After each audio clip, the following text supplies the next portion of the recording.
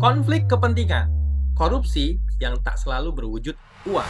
Kadang kita berpikir korupsi itu cuma soal uang, soal amplop tebal yang berpindah tangan di ruang gelap. Tapi sebenarnya korupsi tak selalu berwujud rupiah.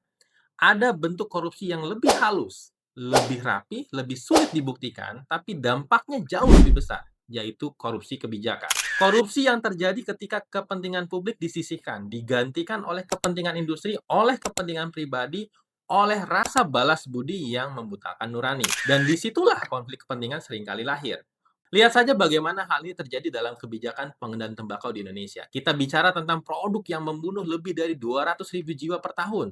Tapi entah kenapa, kebijakannya selalu lambat, penuh kompromi, penuh alasan ekonomi. Mengapa? Karena ruang pengambil kebijakan tak sepenuhnya steril dari pengaruh industri. Kita tahu banyak pejabat publik yang dulu memegang peran strategis dalam mengatur cukai, kini duduk manis di kursi perusahaan rokok.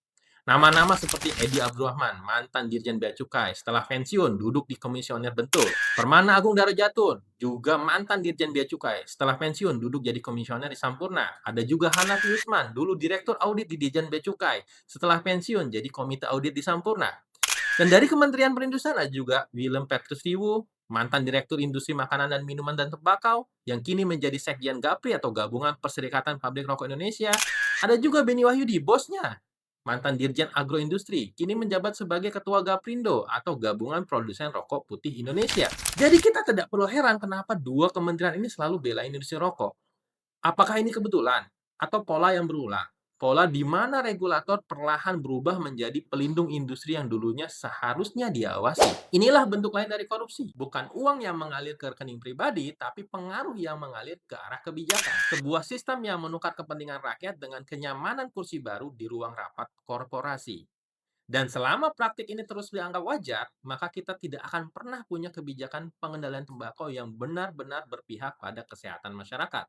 Kita hanya akan punya kebijakan yang berpihak pada laba, bukan nyawa.